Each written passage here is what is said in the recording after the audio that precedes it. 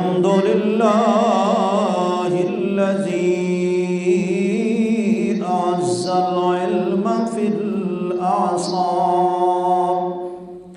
والصلاة والسلام على النبي المختار وعلى آله وأصحابه وأهل بيته وأهل سنته وأولياء أمته وصلحاء ملته أجمعين. أما بعد فأعوذ بالله من الشيطان الرجيم. بسم الله الرحمن الرحيم. والذي جاء بالصدق وصدق به أولئك هم المتقون. آمنت بالله صدق الله العظيم وصدق رسوله النبي الكريم الأمين ببركة إن الله وملائكته يصلون على النبي يا أيها الذين آمنوا صلوا عليه وسلموا تسلیما. تمام احباب العقیدت، الصلاة والسلام علیک یا سیدی یا رسول اللہ وعلی آلک واصحابک یا سیدی یا نور اللہ. الصلاة والسلام علیک یا سیدی یا خیر خلق اللہ وعلی آلک واصحابک یا سیدی یا خاتم النبیین. حمد و صلات کے بعد اللہ رب العزت جل جلالہ وعظم نوالہ و اعظم شان و تمام برہانوں کا بے حساب ان گنت لا تعداد اور بے شمار شکر ہے کہ جس خالق نے اپنے فضل سے کرم سے آپ کو ہم سب کو کئی بزرگوں کئی نوجوانوں سے پہلے اپنے گھر میں سننے سنانے کی توفیق عطا فرمائی. دعا ہے اللہ کریم آپ سچ کہنے اور اس کے مطابق ہم سب کو اپنی زندگیوں کو کامیاب بنانے کی توفیق عطا فرمائے. جیسا کہ آپ کو معلوم ہے کہ یہ مہینہ امیر المومنین خلیفہ اول بلا فصل یار غار سیدنا صدیق اکبر رضی اللہ تعالی عنہ کا ہے. اس مہینے کی 22 تاریخ کو حضرت امیر المومنین خلیفہ اول بلا فصل یار غار سیدنا صدیق اکبر رضی اللہ تعالی عنہ کا یوم انتقال ہے. اور اللہ رب العزت نے حضور کے بعد سب سے زیادہ جس ہستی کو مقام رتبہ عزت عطا فرمائی اور حضور کا سجادہ نشین بنایا وہ حضرت سیدنا صدیق اکبر رضی اللہ تعالی عنہ کی ہستی ہے. آقا علیہ الصلوۃ والسلام نے فرمایا خیر القرون قرنی ثم الذین یلونہم ثم الذین یلونہم. فرمایا سب سے بہترین زمانہ میرا زمانہ ہے، میرے بعد پھر ان کا ہے جن کا میرے ساتھ ملا ہوا ہے، پھر ان کے بعد ان کا ہے جو ان کے ساتھ ملا ہوا ہوگا. آپ دیکھیں حضور نے قرنی کا لفظ فرما کر صحابہ اکرام کی ترتیب خلافت کو بھی بیان فرمایا جی، اور یہ بھی بتایا کہ میرا زمانہ سب زمانوں سے افضل ہے. اہل سنت و جماعت کا ہمارا نظریہ یہ ہے کہ سب سے پہلا اور زیادہ رتبہ اللہ نے جو ہے وہ حضور کے بعد حضرت ابو بکر صدیق رضی اللہ تعالیٰ عنہ کو دیا، پھر حضرت امیر المومنین سیدنا فاروق اعظم، پھر حضرت سیدنا داماد رسول حضرت سیدنا عثمان غنی رضی اللہ تعالیٰ عنہ، اور پھر داماد رسول مولا کائنات حضرت علی المرتضیٰ شیر خدا، اور اس کے بعد پھر 10 مبشرہ، یعنی وہ 10 صحابہ جن کے بارے میں حضور نے مجمع صحابہ میں ان کے جنتی ہونے کی بشارت دی، پھر اس کے بعد اصحاب بدر، پھر اس کے بعد اصحاب احد، پھر اس کے بعد اصحاب بیت رضوان، پھر اس کے بعد باقی صحابہ کرام۔ تو سرکار فرماتے ہیں قرنی، قاف را نون یا 4 حرف ہیں۔ اگر آپ صحابہ کرام کے غور کریں گے ان کے القاب یا ناموں پر، تو حضرت سیدنا صدیق آخری لفظ قاف ہے، ابو بکر آخری حرف را ہے، اور عثمان نون ہے، اور علی یا ہے۔ تو قرنی میں بھی ایسا ہے، سب سے پہلے قاف ہے، یار غار کا آخر میں صدیق وہ قاف ہے، پھر اس کے بعد قرنی، پھر را ہے، حضرت عمر کا آخری حرف را ہے، پھر اس کے بعد نی نون، تیسرے نمبر پر حضرت عثمان غنی، عثمان آخری حرف نون ہے، اور پھر آخر میں یا ہے، تو چوتھے نمبر پر مولا کائنات ہے۔ جی تو سیدنا صدیق اکبر رضی اللہ تعالیٰ عنہ، اب دیکھیں ابو بکر کا معنی کیا ہے؟ بکر کا باپ۔ عرب کے اندر یہ کلچر تھا کہ کسی کی کنیت ہوتی، یہ ذہن میں رکھیں، ابو بکر آپ کا نام نہیں ہے، کنیت ہے، صدیق آپ کا نام نہیں ہے، لقب ہے، عتیق آپ کا لقب ہے، رفیق آپ کا لقب ہے، اصل نام آپ کا کیا ہے؟ حضرت سیدنا عبداللہ رضی اللہ تعالیٰ۔ یار غار کا اصل نام کیا ہے؟ حضرت سیدنا عبداللہ رضی اللہ تعالیٰ عنہ، اور یہ وہ پیارا نام ہے، بخاری کی حدیث کے مطابق احب الاسماء اللہ عبداللہ و عبد الرحمن، سرکار نے فرمایا اللہ کو جو سب سے اس کائنات کے ناموں میں سے سب سے جو پیارے نام ہیں وہ 2 ہیں، ایک عبداللہ ہے اور ایک عبد الرحمن ہے، سب سے پیارے نام۔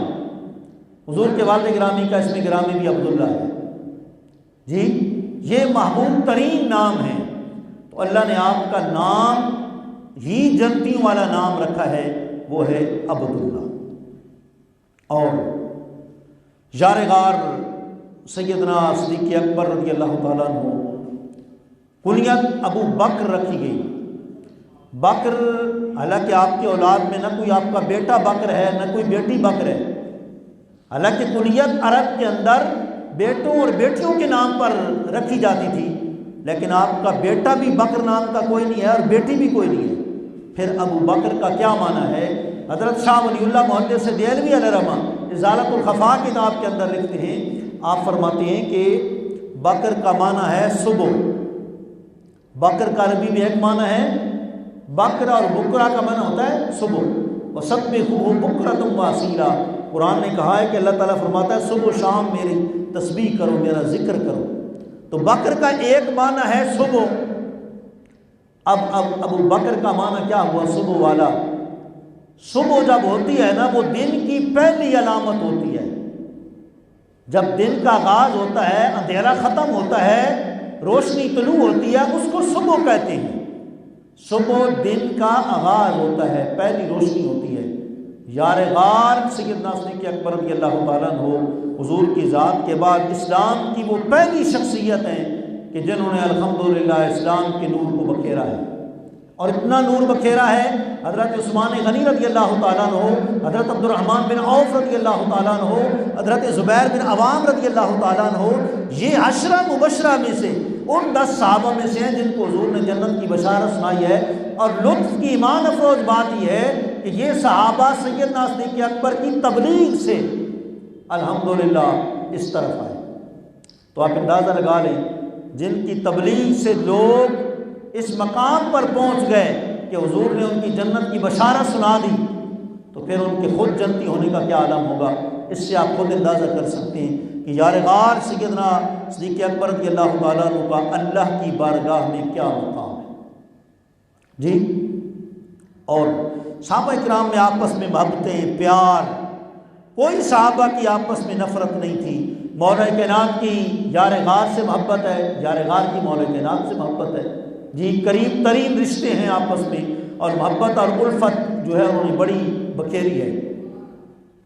دیکھ لیں حضرت سیدنا صدیق اکبر رضی اللہ تعالیٰ عنہ آپ کے جو ہے نا وہ انتقال کا وقت قریب آیا۔ حضرت انس بن مالک رضی اللہ تعالیٰ عنہ کہتے ہیں کہ آپ کے انتقال کا وقت قریب آیا تو آپ نے فرمایا مولا کائنات کو بلا کر کہ علی انہی ہاتھوں سے مجھے بھی غسل دینا ہے جن ہاتھوں سے تم نے رسول اللہ کو غسل دیا۔ آپ اندازہ کر لیں کیسا پیار ہے، کیسی محبت ہے جی۔ حضور نے فرمایا تھا نا مولا کائنات کو کہ آپ مجھے غسل دینا، کیونکہ نور نبوت ہر انسان تو برداشت نہیں کر سکتا نا، کوئی عام انسان ہوتا تو اس کی بینائی ختم ہو جاتی جی، حضور کے نور کا مقابلہ تو کوئی نہیں کر سکتا۔ اور پھر مولا کائنات حضرت علی المرتضیٰ شیر خدا کرم اللہ وجہ کریم نے آپ نے فرمایا کہ میرے علم اور تحقیق کے مطابق 4 ہستیاں ایسی صاحب فراست ہیں ان کی مثال ہی نہیں ملتی، 2 عورتوں میں سے 2 مردوں میں سے۔ مولا کائنات کا تاریخ کا بھی مطالعہ تھا، آپ تاریخ دان بھی تھے۔ حضور نے ویسے تو نہیں فرمایا نا مدینۃ العلم والی البابھا، میں علم کا شہر ہوں، علی اس کا دروازہ ہے۔ مولا کائنات نے قرآن کی تاریخ بھی اور پہلے لوگوں کی ہسٹری بھی آپ نے پڑھی ہوئی تھی۔ آپ نے فرمایا صاحب فراست 2 عورتیں بے مثال ہیں اور 2 مرد بے مثال ہیں، کل 4 صاحب فراست ایسے لوگ ہیں میری نظر میں جن کی مثال نہیں ملتی۔ صحابہ نے استفسار کیا تو آپ نے فرمایا ایک سب سے پہلے خاتون اول حضرت سیدہ خدیجہ الکبریٰ رضی اللہ تعالیٰ عنہ، آپ کو پتہ ہے نا عورتوں میں سب سے پہلے اسلام قبول کرنے والی خاتون اول حضرت خدیجہ الکبریٰ رضی اللہ تعالیٰ عنہ ہے، اور مردوں میں اور بزرگوں میں سب سے پہلے اسلام قبول کرنے والے یار غار سیدنا صدیق اکبر رضی اللہ تعالیٰ عنہ ہیں جی۔ اس لیے ابو بکر کا معنی کیا ہے؟ صبح والا، جیسے صبح ہوتا ہے دن کے آغاز کی پہلی ایک جو ہے کرن ہوتی ہے، اسی طریقے سے اسلام کی پہلی شخصیت حضرت سیدنا صدیق اکبر ہے۔ تو کہا سب سے زیادہ صاحب فراست خاتون اول حضرت خدیجہ الکبریٰ رضی اللہ تعالیٰ عنہا ہے عورتوں میں سے، اور دوسرا کہا صفورہ بنت شعیب علیہ السلام، حضرت شعیب علیہ السلام کی بیٹی صفورہ، وہ بھی بڑی صاحب فراست تھی، اللہ نے ان کو بھی بڑا ذہن اور حافظہ عطا کیا تھا۔ صاحب فراست کا مطلب ہے کام ہوا نہیں پہلے وہ کہہ دے کہ یوں ہوگا، ان کا تجربہ اور فراست اور ذہانت اور فطانت اتنی ہوتی ہے، ذرکی پان اتنا ہوتا ہے کہ ایسا ہو جاتا ہے۔ تو دوسری آپ نے کہا حضرت شعیب علیہ السلام کی بیٹی صفورہ، وہ بڑی صاحب فراست گزری ہے۔ اور مردوں میں سے آپ نے فرمایا عزیز مصر اور یار غار سیدنا صدیق اکبر رضی اللہ تعالیٰ صاحب فراست۔ آپ اندازہ کر لیں مولا کائنات کیا فرما رہے ہیں، حضرت سیدنا صدیق اکبر رضی اللہ تعالیٰ عنہ جیسا صاحب فراست بندہ کوئی نہیں ہے۔ اب جب استفسار کیا گیا، پوچھا گیا، آپ نے ہر ایک کی تفصیل بیان کی۔ آپ نے شعیب علیہ السلام کی بیٹی جو صفورہ تھی نا، یا ابت استاجرہ ان من استاجرت القوی الامین، شعیب علیہ السلام کو بیٹی نے کہا تھا کہ والد گرامی موسیٰ علیہ السلام کو ہم اپنے پاس رکھ لیتے ہیں بکریاں چرانے کے لیے، قرآن میں موجود ہے جی۔ تو کیونکہ جو بندہ کسی کے پاس رکھتے ہیں اس کے لیے 2 چیزیں اگر اس میں پائی جائیں تو پھر وہ کامیاب ہے۔ ایک تو یہ کہ وہ امانت دار ہے، خیانت کبھی نہ کرے، اور دوسرا یہ کہ کام کرنے والے کا جسم بڑا مضبوط ہو، کام کرتے ہوئے تھکے نہ۔ کہا اپنے والد گرامی شعیب علیہ السلام کے کہ موسیٰ علیہ السلام امانت دار بھی ہیں اور وجود بھی ان کا مضبوط ہے، لہذا ان کو ہم پاس رکھ لیں۔ بیٹی کی بات باپ نے مانی، کچھ عرصہ گزرا، اس کے بعد شعیب علیہ السلام کی بیٹی موسیٰ علیہ السلام کے نکاح میں آ گئی۔ تو یہ ان کی فراست تھی، وقت سے پہلے انہوں نے بتا دیا۔ اور دوسرا حضرت خدیجہ الکبریٰ رضی اللہ تعالیٰ عنہ، آپ کے 2 نکاح ہو چکے تھے اور آپ نے پکا ارادہ کر لیا تھا کہ میں اب یوں ہی زندگی گزاروں گی، لیکن پھر ملک شام کے جو تجارتی سفر تھے حضور کو بھیجا، واپس حضور تشریف لائے۔ آپ فرماتی روشن دان سے میں نے چمکتا ہوا چہرہ دیکھا تو میں نے ارادہ کر لیا کہ ایسی حسین ہستی کائنات میں کوئی نہیں ہے، لہٰذا میں نے اپنا ارادہ بدل کے چچا کو کہا کہ اگر میرا نکاح ان سے ہو جائے تو ٹھیک ہے، مجھے منظور ہے۔ حضرت خدیجہ الکبریٰ کی فراست ہے، بہت عرصہ پہلے کی فراست ہے۔ اور تیسرے عزیز مصر نے کہا تھا کہ عسیٰ ان ینفعنا او نتخذہ ولدا، یوسف علیہ السلام کو ہم اپنے پاس رکھ لیں، آنے والے وقت میں یہ ہمیں فائدہ دیں گے۔ عزیز مصر کی سوچ تھی، بصیرت تھی، اللہ کا کرنا ایسا ہوا کہ آنے والے وقت میں یوسف علیہ السلام مصر کے حکمران بن گئے جی۔ اور چوتھی صاحب فراست ہستی جو ہے نا، کون فرما رہے ہیں؟ مولا کائنات حضرت علی المرتضیٰ شیر خدا کرم اللہ الکریم اپنی زبان ولایت سے فرما رہے ہیں۔ آپ فرماتے ہیں صاحب فراست ہستی میرے نزدیک جن کی مثال نہیں ملتی وہ حضرت ابو بکر صدیق رضی اللہ تعالی عنہ ہے۔ پوچھا گیا کہ کس وجہ سے، کیسے، کیا ان کی فراست آپ نے دیکھی؟ تو مولا کائنات حضرت علی المرتضیٰ داماد رسول صلی اللہ علیہ وسلم نے فرمایا کہ دیکھو حضرت ابو بکر صدیق رضی اللہ تعالیٰ عنہ نے اپنی زندگی میں، اپنی ظاہری زندگی میں آپ نے فرمایا تھا کہ میں اپنے بعد خلیفہ حضرت عمر رضی اللہ تعالیٰ عنہ کو سمجھتا ہوں جی۔ تو مولا کائنات نے کہا تھا ان کے علاوہ ہم کسی کو خلیفہ مانتے بھی نہیں۔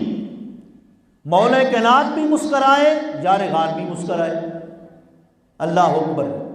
تو پھر جب مولا کائنات نے پوچھا حضرت ابو بکر صدیق رضی اللہ تعالیٰ عنہ سے کہ آپ کیوں مسکرائے، انہوں نے کہا جی مجھے بھی ایک حدیث یاد آئی ہے، آقا علیہ الصلوۃ والسلام نے ایک دفعہ صحابہ اکرام کو فرمایا تھا کہ پل صراط سے گزر کر جنت میں وہ جائے گا جس کے پاس مولا کائنات حضرت علی المرتضیٰ کی راہداری لکھی ہوگی، ورنہ جنت میں نہیں جائے گا جی۔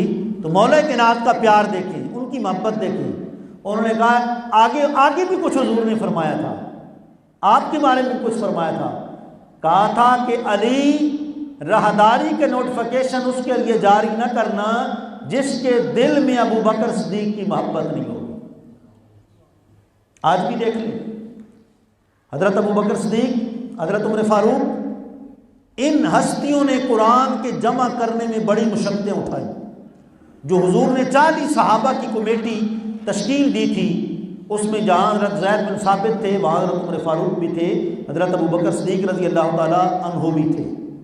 بڑی انہوں نے تکلیفیں اٹھائی۔ آپ کو پتہ ہے کہ قرآن پہلے کھجوروں کی گٹھلیوں پر، پتھروں کی سلوں پر جی، اونٹوں کی ہڈیوں پر جی، کھجور کی گٹھلیوں پر لکھا ہوا تھا۔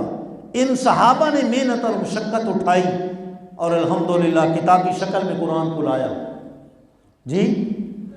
اس لیے جو ان صحابہ کا پیار دل میں نہیں رکھے گا وہ کبھی حافظ قرآن نہیں بن سکتا، کیونکہ یہ ہمارے محسن ہیں، انہوں نے قرآن کی خدمات پیش کی ہیں۔ قرآن اس حیت کے ساتھ ہم تک نہ پہنچتا، آج اس آسانی کے ساتھ ہم قرآن کی تلاوت نہ کر پاتے اگر یہ 2 ہستیاں نہ ہوتی جی۔ حضور نے فرمایا کہ یہ دونوں ہستیاں جو کیا کہتے ہیں کہ جنت کے اندر بوڑھے لوگ ہوں گے یہ ان کے سردار ہوں گے، نوجوانوں کو سردار حضرت امام حسن حسین ہوں گے اور بوڑھوں کے سردار فرمایا حضرت ابو بکر صدیق اور حضرت عمر فاروق ہوں گے جی۔ اللہ اکبر۔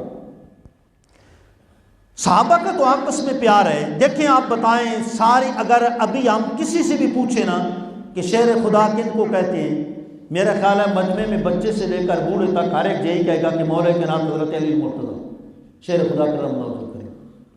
الصواعق المحرقہ کے اندر علامہ ابن حجر ہیثمی نے یہ روایت نقل کی ہے، سارے شیر خدا مولا کائنات کو کہتے ہیں، لیکن مولا کائنات نے کسی شیر خدا مانا ہے؟ ذرا آپ غور کر لیں جن کو پوری دنیا شیر خدا کہتی ہے اور مانتی ہیں، جان و دل سے مانتی ہیں، وہ جس ہستی کے بارے میں شیر خدا کہہ دیں گے، کتنی بڑی سند ہوگی جی، کتنا بڑا سرفریک ہوگا۔ جب مولا کائنات حضرت علی المرتضیٰ شیر خدا سے پوچھا گیا کہ شیر خدا کون ہے، آپ نے کہا یار غار سیدنا ابو بکر صدیق رضی اللہ عنہ۔ کہا جی یہ کیسے، ساری کائنات تو شیر خدا آپ کو کہتی ہے اور آپ فرماتے ہیں کہ حضرت ابو بکر صدیق ہیں۔ فرمایا تمہیں نہیں پتا، سیدنا صدیق اکبر کی ہسٹری مجھ سے پوچھو، یہ تو جانتے ہو نا کہ پہلی جنگ بدر تھی، غزوہ بدر الکبریٰ جسے کہتے ہیں، اور مشکل ترین وہ لمحہ صحابہ کرام کے لیے تھا۔ ایک طرف تو ماہ رمضان کی 17 تاریخ ہے جی، روزہ رکھ کر، اور پھر پہلی جنگ، پہلے کوئی سیمپل آئیڈیل مثال بھی کوئی نہیں کہ آسانی پیدا ہو۔ پہلے دیکھیں نا، آج کل بھی کوئی پیپر ہوتے ہیں، کوئی امتحان ہوتا ہے، اپ ٹو ڈیٹ پیپر ہوتے ہیں، تو اسٹوڈنٹس خوش ہو جاتے ہیں، جلاؤ جی اپ ٹو ڈیٹ پیپر موجود ہے، کچھ نہ کچھ آئیڈیا لگا کے ہم پاس کر لیں گے۔ جنگ بدر تو پہلی جنگ ہے، کوئی پہلے اس کا سیمپل نہیں ہے، کوئی آئیڈیل نہیں ہے۔ تو یار غار مولا کائنات حضرت علی المرتضیٰ شیر خدا نے فرمایا کہ اس وقت جب سارے معاملات ہو گئے نا باقی جنگ کے طے، ایک معاملہ آخر میں بڑا قیمتی رہ گیا۔ وہ جب بات اٹھی، لو جی سارے باقی جنگی معاملات تو طے ہو گئے، اب یہ بتاؤ کہ اس خیمے کے بغیر ڈپٹی کون دے گا، حضور کی ذات، حضور کی جان کے تحفظ کے لیے کون قربانی دے گا؟ مولا کائنات فرماتا ہے میں بھی وہاں موجود تھا، لیکن میں خاموش ہو گیا، میں نہیں بولا جی۔ کیوں؟ کہ میں نے کہا کہ پہلی جنگ ہے، حضور کی جان بڑی قیمتی ہے، کہیں ایسا نہ ہو کچھ ذرا ادھر ادھر کا معاملہ ہو گیا پھر دنیا قیامت تک نہیں معاف کرے گی۔ میں چپ ہو گیا۔ یار غار میدان میں آ گئے، حضور کی خدمت میں عرض کی یا رسول اللہ صلی اللہ علیہ وسلم، جو بھی کافر حملہ کرے گا نا، جب بھی حملہ کرے گا آگے میں اپنی جان کی بازی لڑاؤں گا اور آپ کی ذات پر آنچ نہیں آنے دوں گا۔ مولا کائنات فرماتے ہیں میں نے پھر اس موقع سے یہ نظریہ بنا لیا کہ تم سارے شیر خدا مجھے کہتے ہو، مجھ سے جب پوچھو گے کہ اللہ کا شیر کون ہے تو میں کہوں گا حضرت ابو بکر صدیق ہے رضی اللہ عنہ۔ اور ایک اور آخری بات، آخری روایت مسند امام احمد بن حنبل کی یہ حدیث ہے، صحابی رسول حضرت سیدنا ابو ہریرہ رضی اللہ تعالیٰ عنہ عظیم صحابی ہیں اور حافظ الحدیث ہیں، حدیث کا سب سے زیادہ ذخیرہ سینے میں محفوظ کرنے والے، جن کا نام نامی اسم گرامی حدیث کی کتابوں کے ہر صفحے پر لکھا ہوتا ہے، وہ حضرت سیدنا ابو ہریرہ ہے۔ بخاری ہو، مسلم ہو، ابو داؤد ہو، نسائی ہو، ترمذی ہو، بہقی ہو جی، سنن الکبریٰ ہو، جو بھی حدیث کی کتاب آپ اٹھائیں گے نا، کوئی صفحہ بھی حضرت سیدنا ابو ہریرہ کے نام سے خالی نہیں ہوگا۔ آپ فرماتے ہیں مجھے بڑا شوق تھا حدیث پاک کو یاد کرنے کا، لیکن یاد کرتا تھا تو بھول جاتی تھی۔ میں نے حضور کی خدمت میں عرض کی یا رسول اللہ اس طرح مجھے بھول جاتی ہیں۔ سرکار نے فرمایا کہ ابو ہریرہ آگے اپنا کپڑا آگے کرو۔ میں نے کپڑا کمری آگے کی، حضور نے دست نبوت پھیرا، ایسی پھونک ماری، اس کے بعد میں نے سینے پر لگایا، پھر جو بھی حدیث حضور ارشاد فرماتے تھے وہ میرے سینے کے اندر محفوظ ہو جاتی تھی۔ کوئی عام بندہ نہیں ہے، حضرت ابو ہریرہ حافظ الحدیث ہیں، ان کی پھر سند کتنی بڑی سند ہے۔ آپ فرماتے ہیں کہ اگر خلافت سیدنا صدیق اکبر نہ ہوتی نا، اس پوری کائنات پر اللہ کی عبادت کرنے والا کوئی نہ ہوتا۔ بہت بڑا جملہ فرما دیا، صحابہ کرام حیران ہو گئے۔ حضرت ابو ہریرہ یہ آپ کیا فرما رہے ہیں کہ اللہ کی کوئی عبادت خلافت سیدنا صدیق اکبر پر موقوف ہو گئی ہے؟ آپ نے کہا ہاں، میں تمہیں اصل حقیقت بتاتا ہوں کہ اس کا پس منظر کیا ہے جو میں نے دعویٰ کیا ہے۔ اس کا پس منظر یہ ہے کہ سرکار نے جب لشکر اسامہ کی طرف بھیجا، آپ کو پتہ ہے لشکر اسامہ میں 700 صحابہ کرام موجود تھے۔ اس وقت حضور نے جھنڈا جو ہے نا اپنے دست نبوت سے تیار کر کے دیا تھا، اور یار غار فرماتے ہیں کہ مجھے حضور نے پکڑایا اور فرمایا ابو بکر، میں جیسے ہاتھوں سے باندھ کے دے رہا ہوں نا اس جھنڈے کو، جب مدینے پاک میں واپس آپ نے داخل ہونا ہے، اس جھنڈے کو لہراتے ہوئے فتح مبین کے ساتھ داخل ہونا ہے۔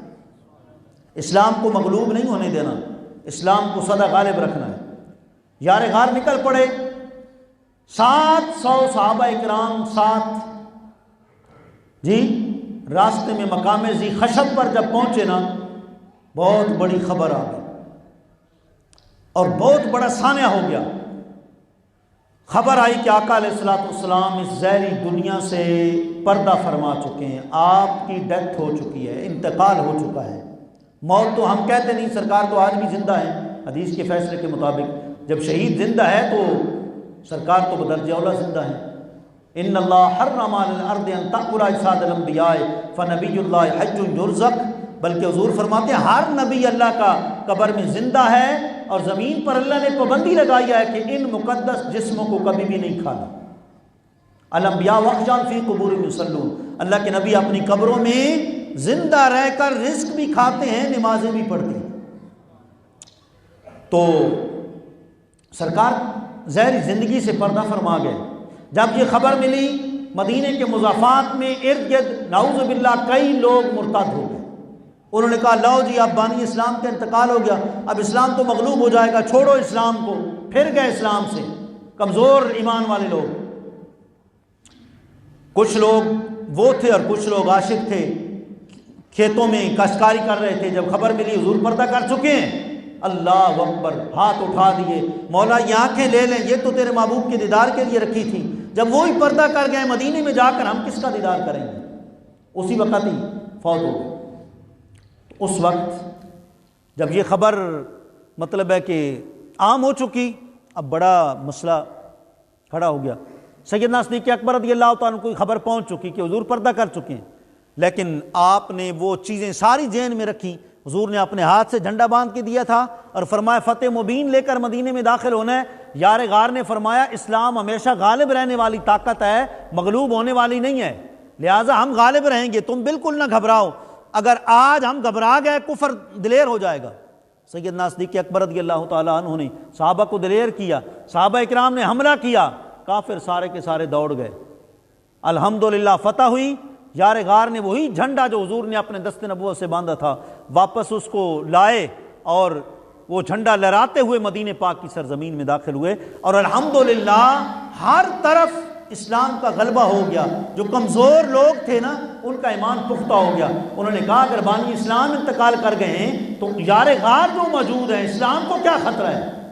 جی الحمدللہ وہ واپس آ گئے۔ اس طریقے سے اللہ کریم نے یار غار کے صدقے اسلام کو بہت بڑی قوت، بہت بڑی طاقت عطا فرمائی۔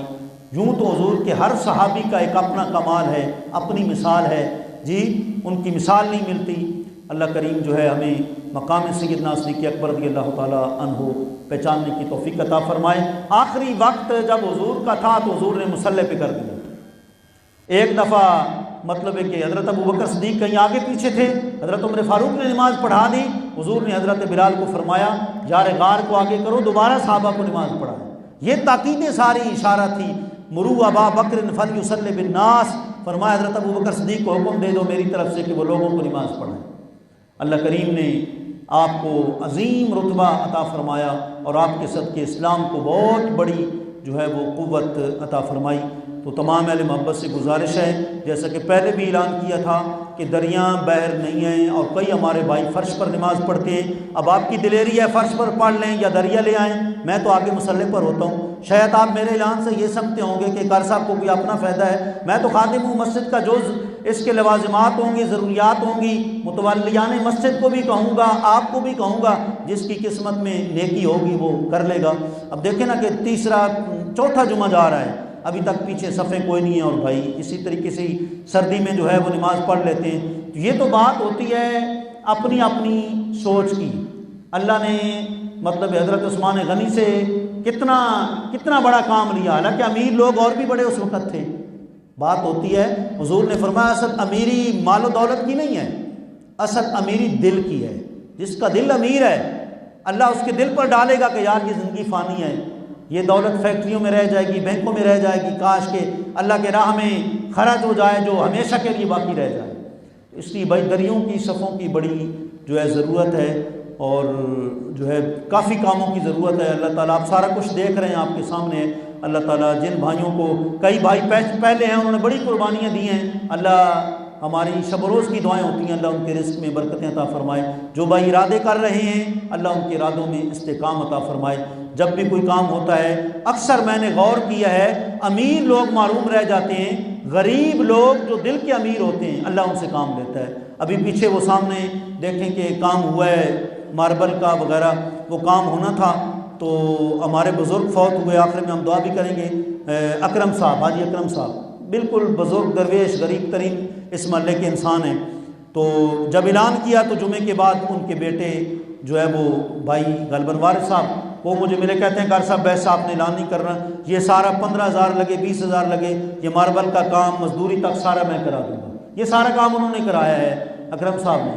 کئی بھائی ہیں ان کو لائبریری کا اعلان کیا، ان بھائیوں نے جو ہے وہ سیمنٹ کا انتظام کر دیا۔ ہمارے بھائی عثمان وہ ایک مزدور ہیں فیکٹری کے، لیکن ان کا جذبہ اتنا ہے کہ انہوں نے پورے فیکٹری والوں کو اکٹھا کر کے یار اللہ کی راہ میں لگانا ہے، کسی پر کوئی احسان تو نہیں کرنا، یہی موقع ہے، پھر پتہ نہیں زندگی تمہارا ساتھ دے گی کہ نہیں۔ ان کو جذبہ ایسا دلایا الحمدللہ، اور نہیں تو کم از کم 2-3 دن کی مزدوری جو ہے نا اس کا انہوں نے انتظام کر دیا ہے۔